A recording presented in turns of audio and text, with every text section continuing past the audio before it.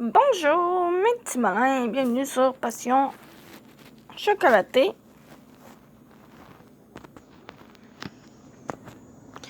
Et donc, toi, forme-toi. Je. Et voilà. Il disait que simplement que mes scénarios étaient restaurés. Bon. Lire un scénario. Effectivement, on va lire un scénario. Épisode 1, un artisan sans pareil. Je me réveille et réalise que je suis dans une chambre non familière. Je me souviens que j'étais allée à l'écran pour une interview. J'entendais sous la pluie en ayant accepté de travailler en tant qu'assistant en échange d'une interview. Et je me suis évanouie en rentrant pour me changer. Je ne me souviens de rien ensuite. Quelqu'un m'a apporté jusqu'ici. L'uniforme d'une boutique semble se trouver sur le bureau. J'ai promis de travailler aujourd'hui après tout. Pour le moment, je vais me changer et me rendre à la boutique. J'entre sur le lieu de travail de l'écran, l'atelier. Bonjour. Je dis bonjour nerveusement. Les 4 personnes de la boutique se tournent vers moi. Bonjour. Ouais, cet uniforme te va bien. Merci. Bonjour, tu vas bien, Luna? Bonjour, n'en fais pas trop. Je vais bien, désolée pour la gêne. Au fait, je ne me souviens pas très bien d'hier. Quelqu'un m'a porté jusqu'au lit? Haha. Oui, je me demande qui. Qui c'est? Hein? Jean? Je veux dire, c'est normal de tomber malade après être resté si longtemps sous la pluie, comme un idiot. Mais Jean, tu étais si inquiet quand elle s'est effondrée. Et tu l'as même portée jusqu'au lit pour qu'elle n'attrape pas froid. C'est vraiment gentil.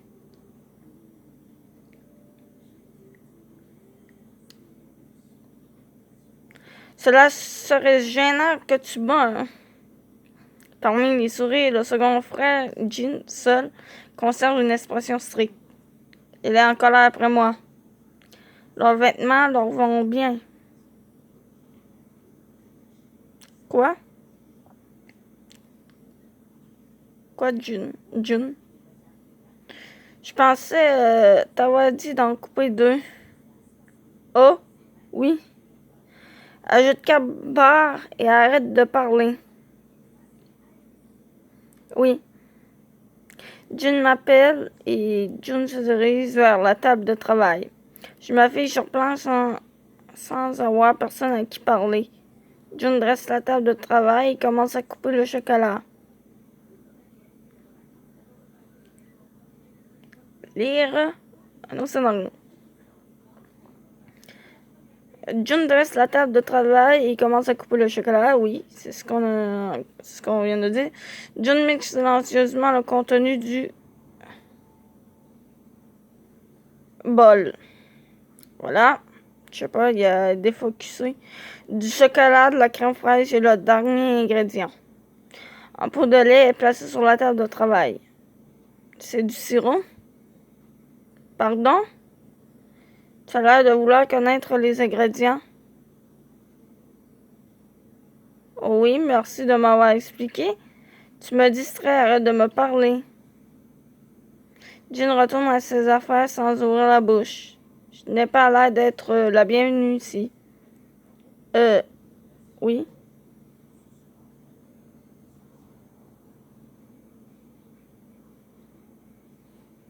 Jean prépare une ganache alors. Me voyant en discuter, Mitsuki m'interpelle, mais il semble éviter mon regard. La ganache est un type de chocolat utilisé pour les bonbons. Le sirop donne une texture douce. Je sais plus lire. Le sirop donne une texture douce lorsqu'il fond. Jean l'utilise souvent.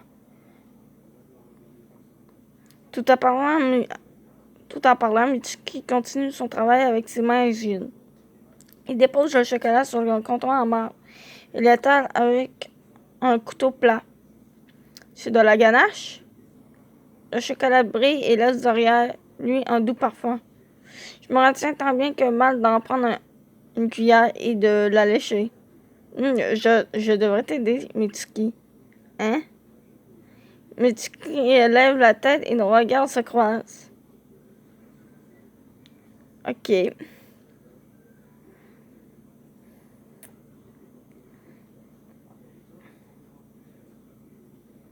Mitsuki lève la tête et nos regards se croisent. Ben oui, c'est ce qu'on vient de dire. Mais il regarde aussitôt ailleurs. J'imagine qu'il est timide. Je n'ai pas vraiment besoin d'aide. Tu devrais demander à mes frères pour ça. Je vois, merci. Ses grands frères Ibuki et Jin. Jin, je pense que je devrais le laisser seul. Le voir me tourner le dos et se tenir face au bol le rend difficile à approcher. Je vais voir Ibuki. Ibuki est également silencieux, absorbé dans son travail. À qui devrais-je demander?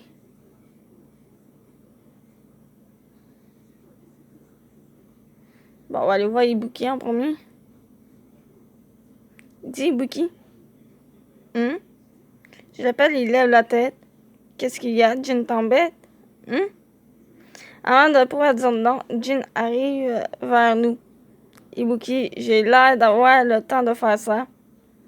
Non, mais n'est-ce pas à cause de ton harcèlement que les filles ont peur de toi?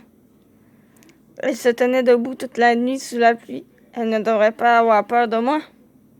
Mais je demande ce qui est vrai. Il ne me harcelait pas. Oh, je vois, je suis rassurée. Personne ne se cacherait de Jin, pas même un animal. Je pensais qu'il avait recommencé. J'avais tort. Ibuki en fait des montagnes.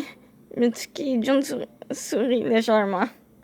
On dirait que c'était juste une blague entre frères.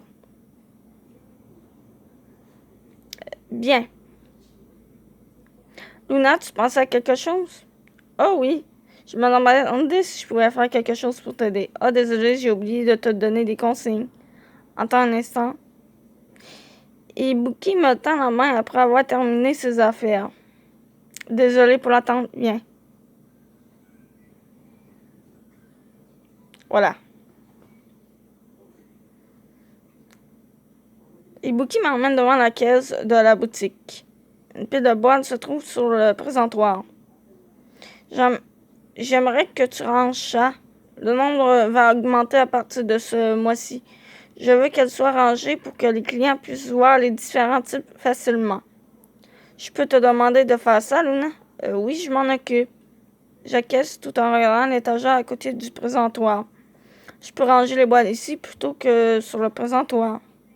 Appelle-moi si tu as un problème. Je compte sur toi. Ibuki part et je commence à ranger. Les boîtes sont de différentes couleurs. Hein? C'est difficile, je n'arrive pas à les empiler. Qu'est-ce que tu fais? Je réalise que Jin se tient devant moi avec un plateau de bonbons. Je rangeais ses boîtes. Tu n'as aucun goût? Hé! Fais voir. Oh! Ibuki qui est venu voir ce que je faisais se met également à sourire. Quel est le problème? Elles sont empilées dans le même sens. Ça pourrait donner une mauvaise impression aux clients. Oh, je vois. C'est de mettre du chocolat dans une boîte ouverte. C'est une bonne idée. Ah bon? Je te laisse le choix des chocolats, Luna. D'accord. Ibuki. Elle ne comprend rien au goût tant qu'on ne lui explique pas. Tu devrais aussi choisir les chocolats. Dans ce cas, Luna n'aura plus rien à faire. C'est inutile de demander ce genre de choses à quelqu'un qui n'a aucun goût. Il prononce ses paroles strictes puis retourne à l'atelier. Ah, c'est vrai que je n'ai aucun goût et je ne peux rien dire à ce sujet. Mais je ne pensais pas qu'il le dirait à voix haute. Merci, désolé. Si je ne peux même pas faire ça correctement, je ne suis pas digne d'être un assistant. Tout le monde débute comme ça. Jin est trop dur. Jin doit me détester. Mais non, enfin. Jin est ce genre de personne. Ne t'inquiète pas trop pour ça. Mais, Ibuki, comment pourrais-je faire pour m'entendre avec Jin? Bon, désolé, je laisse pas trop le choix de pas focusser, bon.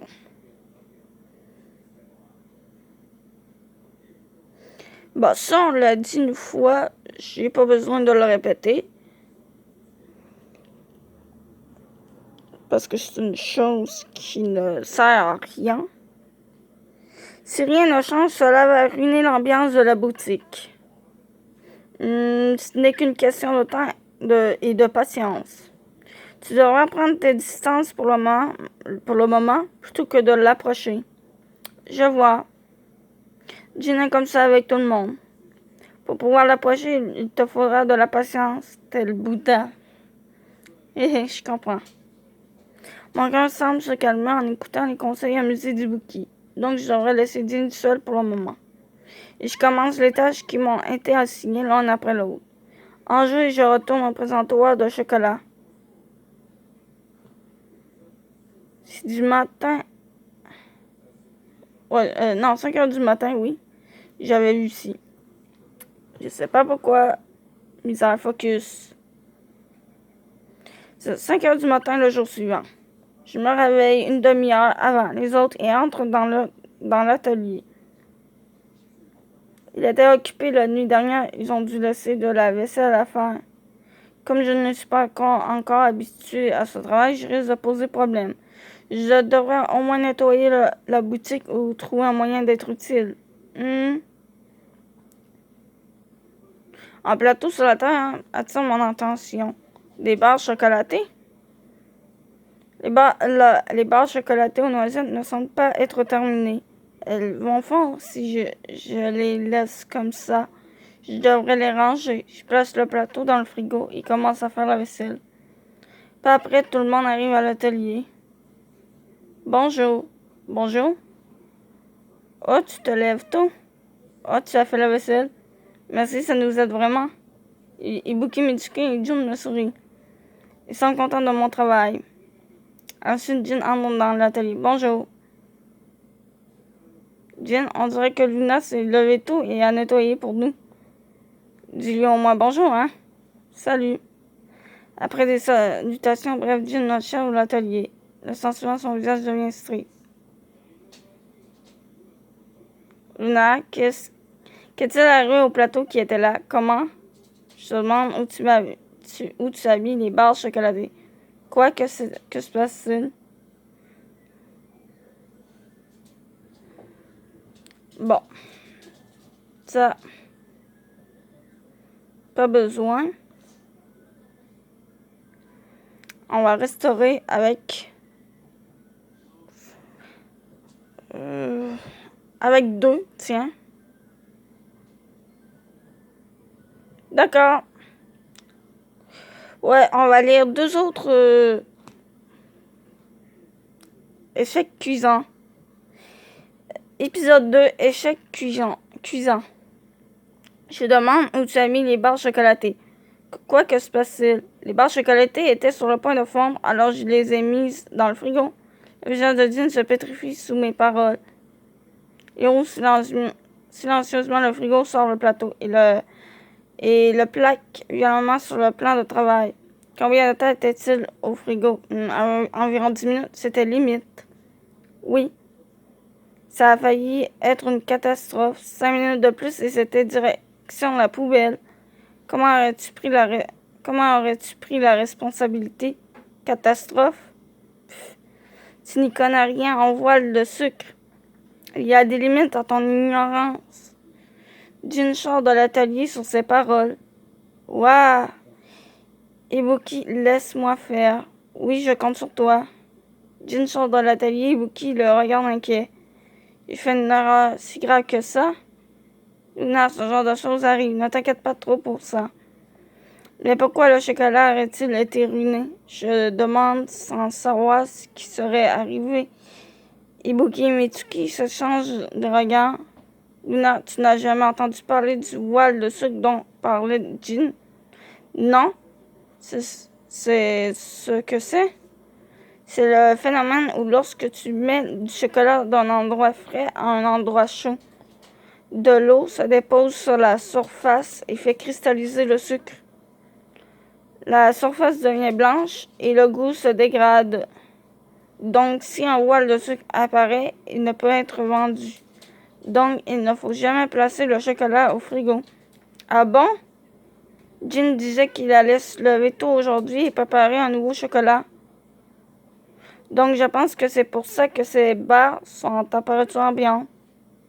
Si tu mets le chocolat dans un endroit frais, il va se durcir. Donc, il doit être placé hors du frigo. Je ne savais pas. Ça veut dire que j'ai failli ruiner le chocolat de Jean.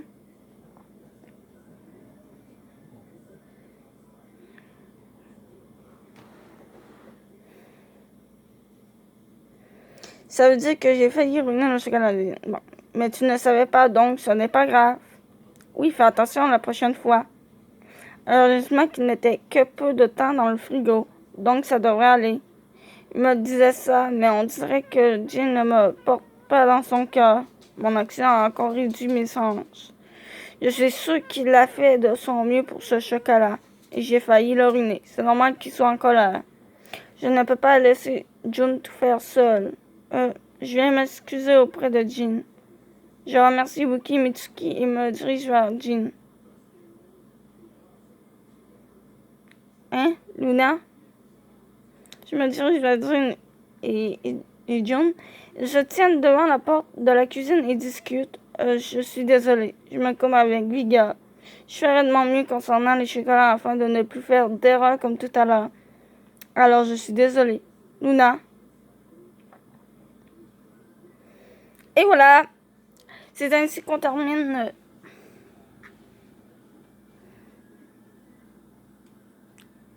cette vidéo. Je vous dis à plus et on se retrouvera dans d'autres vidéos.